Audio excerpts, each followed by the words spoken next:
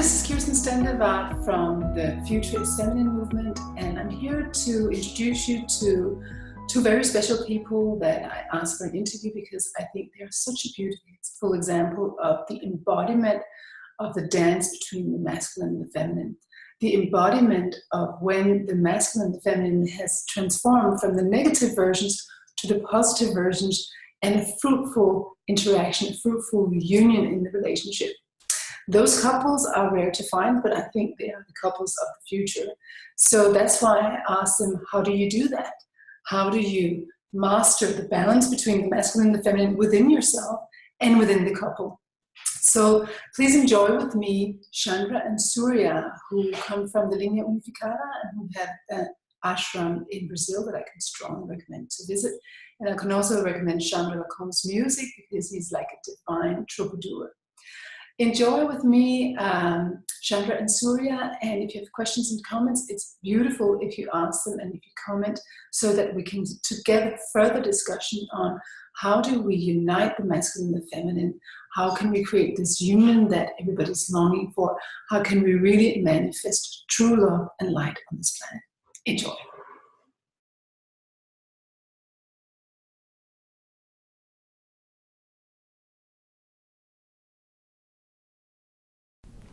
Start by explaining the difference between the masculine and the feminine. What is the difference in your view?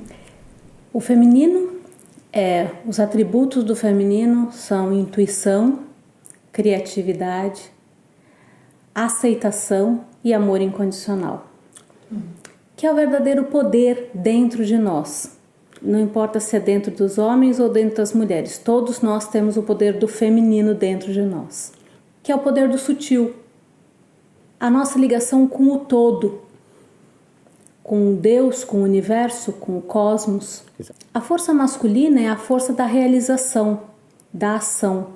Então não dá para ter o feminino separado do masculino e não dá para ter o masculino separado do feminino.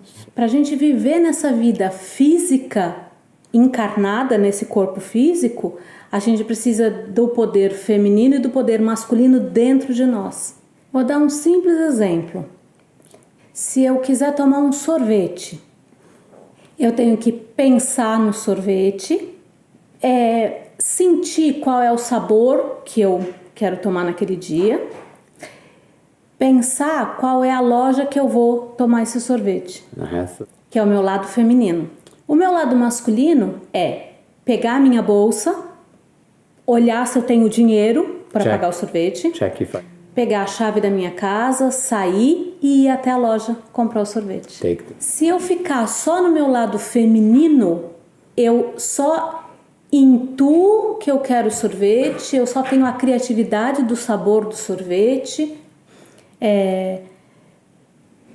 Depois, se eu ficar só no meu lado masculino, eu vou agir, mas sem a minha verdadeira intuição, então é onde eu vou errar. Então eu posso escolher uma loja ruim, eu posso pegar um sorvete que não me faça bem para o estômago, eu posso chegar na loja e perceber que eu estou sem dinheiro para comprar o sorvete. É a hora que a vida começa a não dar certo, porque o masculino e o feminino não estão casados.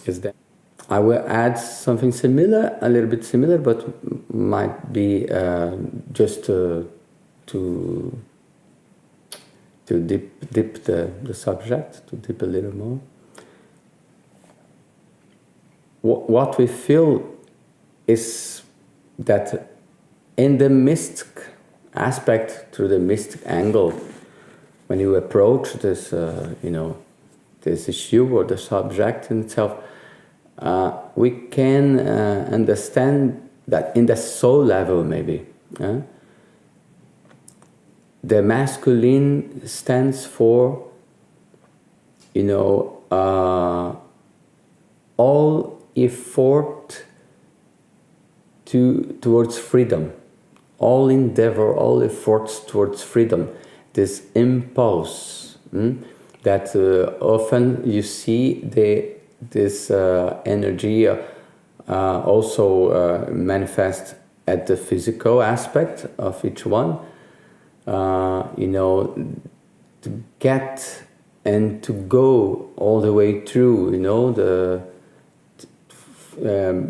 really to trying really, you know, in that horizontal level, trying to feel that you can conquer space. So masculine, in, you know, one way, and then can be also a little bit what entraps men in general, because men, if it's not connected, it's not aligned properly, pure, in a sense of having full integrity. So this impulse towards you know, conquering things, this impulse can also you know, apply radical, you know, means of violence and become aggressive, because it feels this urge to conquer something. So you can easily see this, and then it sometimes, or actually often, it steps over this little, you know, subtle voice within. That is the voice of intuition. That is actually the voice of the wisdom, or the, you know, we call the discerning wisdom. That is a very spiritual attribute, to say so. But the masculine, in its, you know, hurry to, you know, to get things, and yes, I call it the achievement orientation. This achieving orientation, when it's not in balance. So you see, this can be exactly, you know, the very seed of war, and the whole destruction. It's like we have this Shiva that stands for the destruction, but actually is a different kind of destruction. What must be destructed is only the negativity within oneself. I mean, the attachment to the lower self trends. This we need to destroy. But then the masculine has this tendency, we see, when the principle of the masculine principle is not totally purified and not totally, is still pure and you know, and centered and balanced. The feminine, to another hand, the feminine, the distortion of the feminine, you can easily notice. It's a game that normally women in this level, not in the soul level, but in this, you know, that psycho-emotional level, play, making up a kind of, you know, or exaggerating some kind of weaknesses, helplessness or something.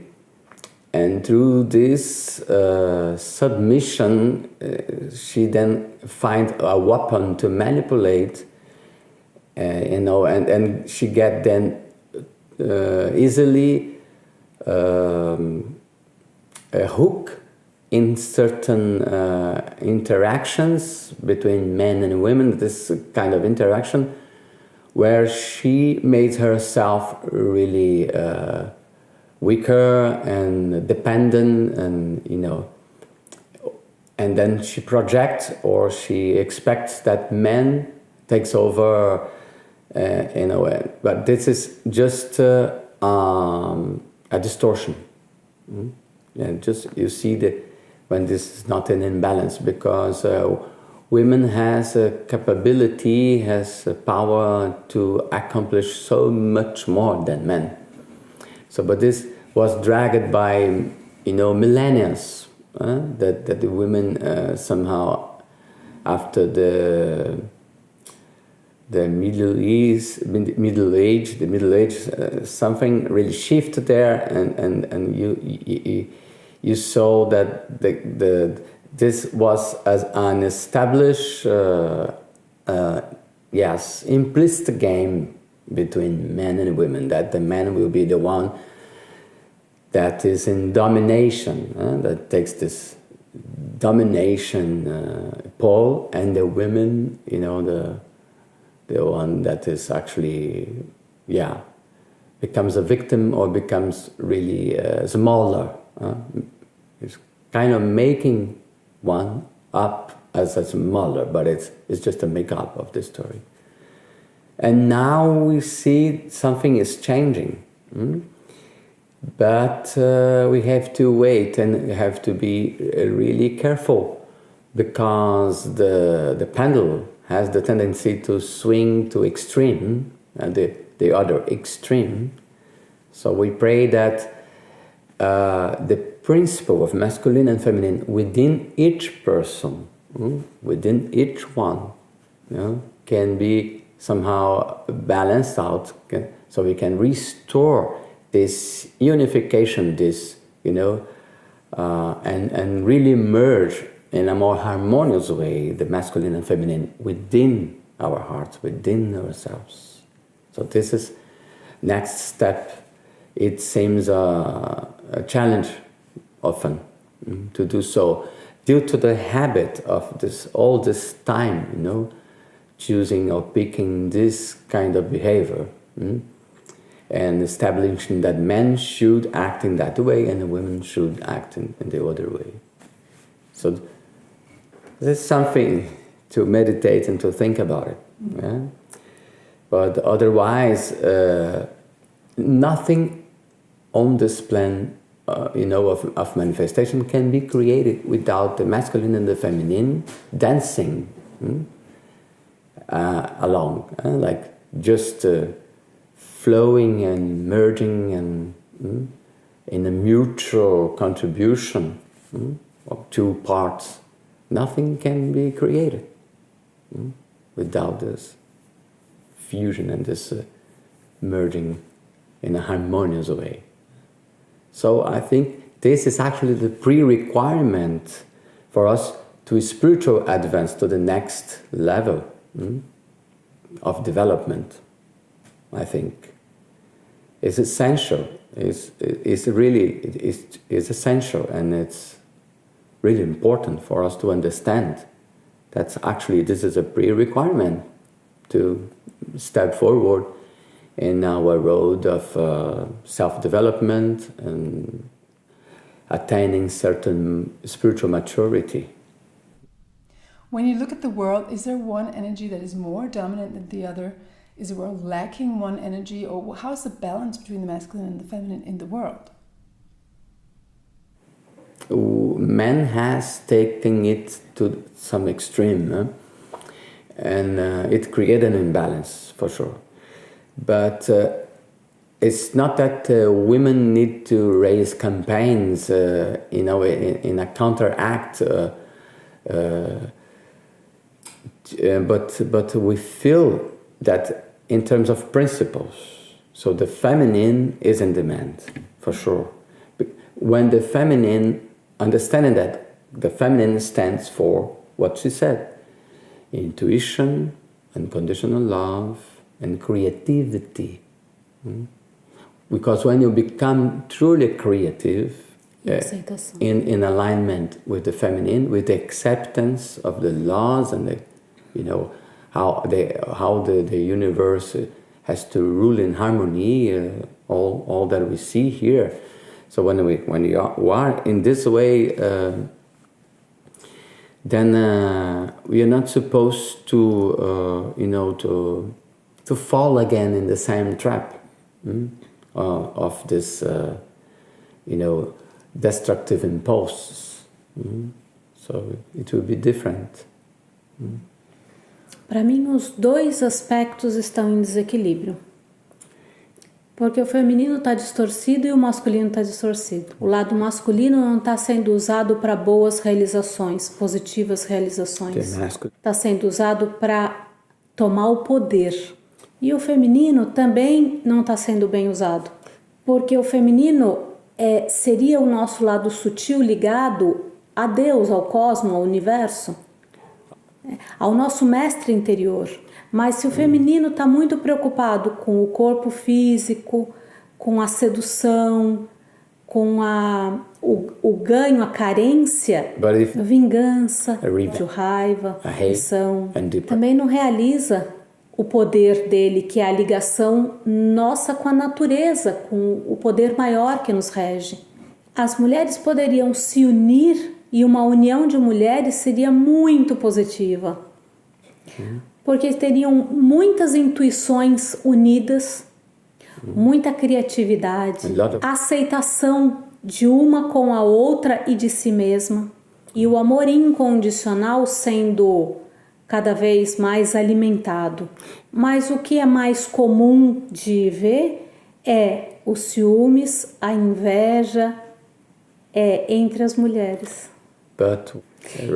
E aí isso leva à destruição. Uma construção.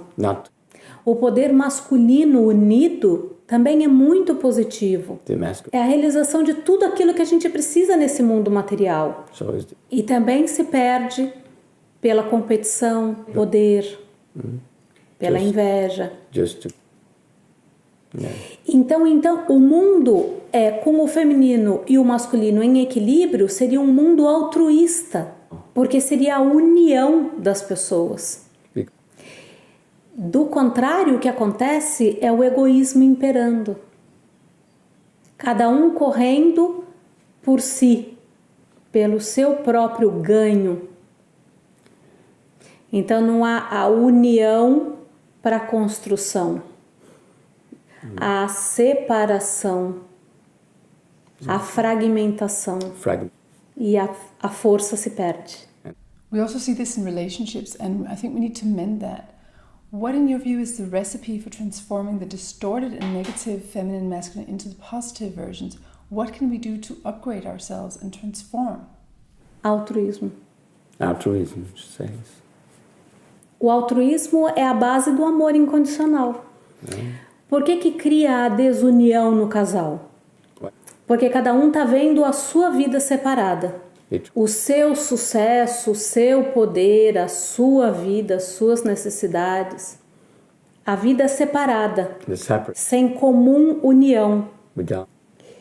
Quando há uma união verdadeira, pode auxiliar o outro e os dois juntos se tornarem um só. A prece vem com a união da nossa energia. O poder da oração vem com a união da nossa energia. Dois polos unidos. Unite. Is the way to pray. Você tem muito mais força com dois braços do que com um braço só. Você tem mais força com duas pernas do que com uma só. Você tem mais poder de visão com duas vistas do que com uma só. O polo masculino e o feminino unidos no homem e na mulher, no casal, é um dínamo produtor de energia. Um dá força para o outro, porque é normal que a vida tenha altos e baixos. E um dá esse suporte para o outro. Energeticamente, amorosamente, espiritualmente, positivamente. Mas enquanto um está tendo o olhar altruísta para o outro. Se cada um fica no seu olhar egoísta, não tem mais a cumplicidade, tem a separação. E cada um vive para a sua vida. I work with a lot of women who are really making a great effort at becoming more conscious and transforming what doesn't work into a conscious version of themselves. And they get frustrated. They report to me that they feel that there's a bigger and bigger gap between them and their men because the men don't often don't do this work in consciousness. So then the gap between men and women become bigger. How can we avoid that? How can we mend that? Aí é que entra o amor incondicional. Cada um no seu grau de consciência e evolução. A briga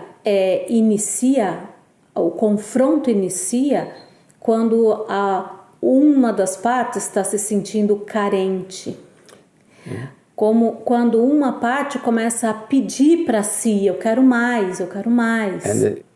Mas como tem uma parte que está buscando a espiritualidade, então está um pouco mais preenchida de amor, ela pode dar sem exigir. Toda a humanidade quer ser amada. Poucas pessoas querem dar o amor, porque para dar o amor, você precisa ter amor próprio. Para você dar segurança para uma criança, você precisa ter segurança. Na relação é a mesma coisa, um precisa dar suporte para o outro. De alguma forma, a mulher, o princípio feminino, a mulher e o princípio feminino tem essa condição de amorosamente intuir como que ela vai atingir o marido positivamente. E perceber até quando que aquela relação é produtiva, até quando aquela relação é construtiva. Cada um tem o seu nível de consciência e tem a liberdade de escolher como quer evoluir nesse plano físico. E a gente pode ir até um nível de tentativa, de amor, de união, mas se a outra parte não quer, também a gente não pode fazer nada. Então cabe à mulher que está com uma visão mais consciente e intuitiva conseguir envolver o seu companheiro com esse amor e com essa união. A sua pergunta foi que as mulheres estavam cada vez mais espiritualizadas e os homens estavam ficando para trás. Então cabe às mulheres, com esse amor, essa inclusão, essa intuição, trazer if it's so it's up to the women to trying to really push a little more and to bring the partner, trying to really inspire and bring the partner to that Eu acredito que a união do casal se faça através da sintonia vibracional. Se essa sintonia vibracional está diferente, muitas vezes não tem união.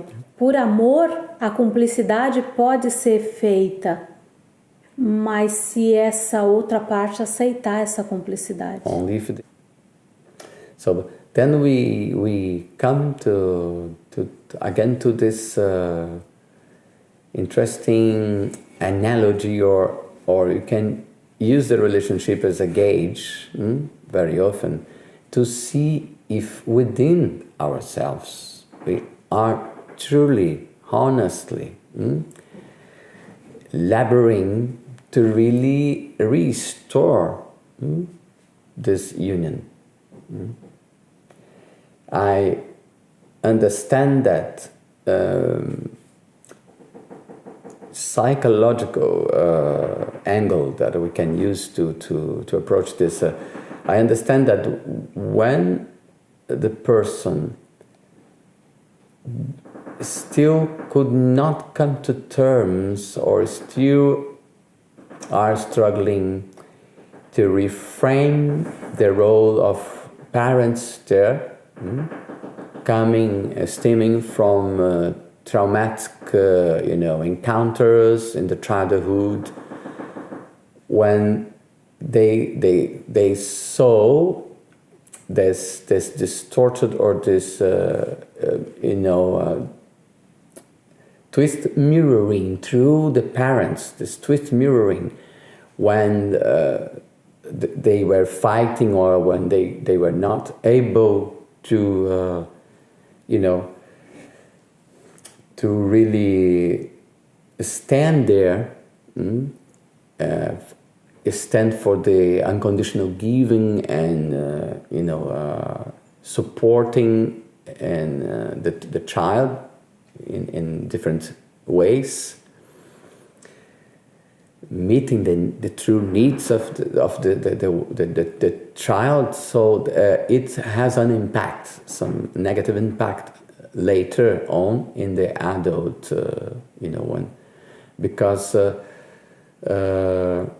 we can see that we cannot we cannot find them, we cannot come to that terms as long as we feel torn also inside, torn apart. This conflict is very subtle, but one part is the maybe father or the man, voice with its arguments and appealing to something, and another voice will be, the mother's voice, and it has actually somehow it inflicts some division also, in the subconscious of the one that is actually pursuing this spiritual development or psychological and deep understanding of our issues or what we are trying to heal, try to solve within ourselves. This is one aspect that we must take in consideration, and this is actually brought into the arena of our relationships in a different ways. This misprojections and expectations, the unrealistic expectations that we have project onto a partner, expecting that the other will maybe complete and or finish the job that mom and dad could not taken to certain extension. So this is the common and very more common that we think, a mistake that we bring there. And it's also one aspect that is make more difficult for the couple to really reach a good harmonious level and to really run the relationship in a more harmonious way. So it can be taken in consideration as well. And the phase of this purification is very basic, but it must be done until we can actually claim that now it's time for us to, as I said, to experiencing or daring, to go more for the positive and men and women, and how they will collaborate each other, how they will create together, a different standard of how can we actually really restore holiness in that sense. So when we still feel divided, or when we still are struggling to in this level to understand and to really unite, to unify within our consciousness in these different levels.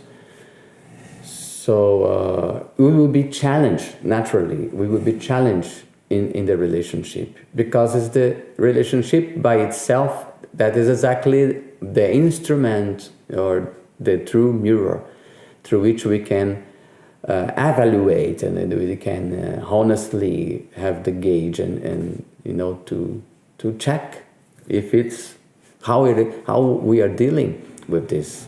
If you really finally came to terms with this, basical, with this primal lessons to be integrated. What can women do to help develop the positive feminine in their men without losing herself in the process? How can a woman help her father, her partner, her sons, the men around her. As long as the women are fully possessing, and she is fully, standing for,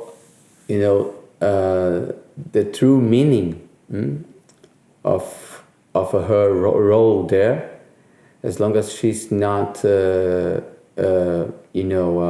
tempted to play games again, manipulating through victimization or weaknesses or whatever, as long as she's ready to let go, all this, let's call psychological weapons, to drag and to stretch, this, what we had noticed before as this distorted way of making herself weaker, or at the same time she is not engaged in a revenge, any kind of revenge attitude or whatever.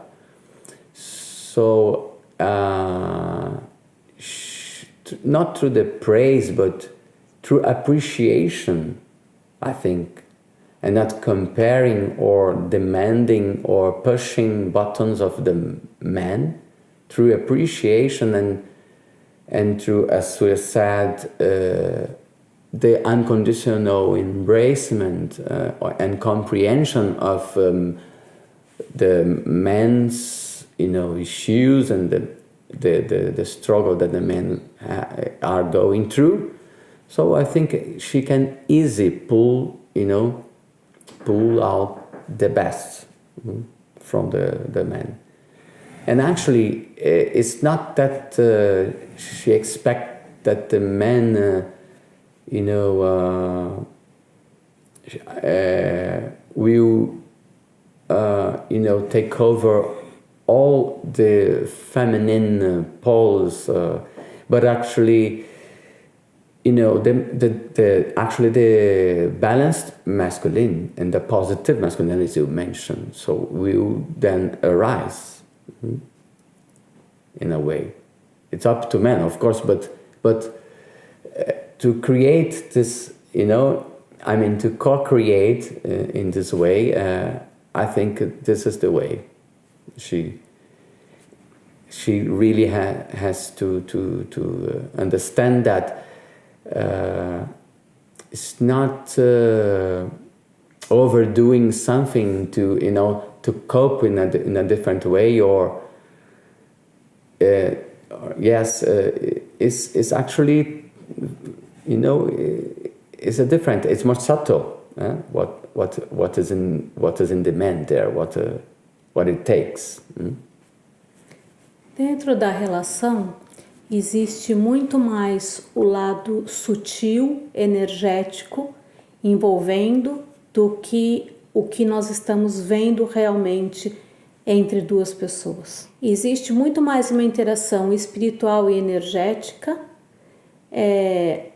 com intenções por trás das situações vividas. Se a mulher está bem alinhada com a energia dela, ela percebe a diferença dessa energia no companheiro ou na companheira. Quando essa energia do casal vai modificando com o passar dos anos, a mulher tem condição de observar e ir modificando para que aquele início de relacionamento volte a cada dia. Mas a mulher não pode estar perdida na carência, porque se ela estiver precisando que o homem dê para ela no momento que ele não tem condição de dar, ela não consegue segurar. Se ela estiver perdida na carência e nos problemas dela, esse abismo entre o casal vai aumentando cada vez mais. Se ela percebe quando um abismo está se abrindo, ela pode, de forma altruísta, tentar reatar. querer entender por que o marido está se afastando. Querer entender por que esse abismo está se formando. Se existe um problema profissional por parte dele, que exige muito da mente dele voltada para o trabalho. Se existe um problema dele familiar com os pais, com os irmãos. Se existe um problema entre ele e a esposa. É conversando. So this is somehow man is a little bit sometimes scary to deal with the feelings and he can pick that in the wrong way he thinks or interpret that the relationship when the intimate relationship can be threatening in that sense. So man has the tendency maybe to withdraw,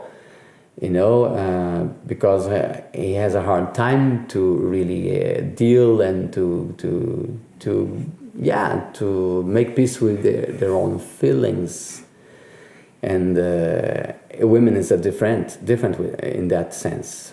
So this is another thing that must be taken in consideration. So if the woman is patient enough, she can understand, and maybe with some creativity and some, to handle the situation in a subtle way, maybe, and to turn around and see what can be done in terms of to impart to the man or encourage him to be more confident with the man's own, feelings and all this subjective and internal material.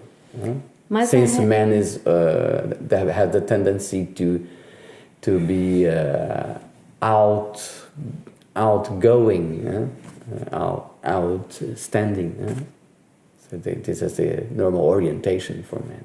Mas na realidade não existe uma receita de bolo pronta para os relacionamentos. Eu acredito no amor, eu acredito na união, na cumplicidade, em duas mãos unidas em um propósito só.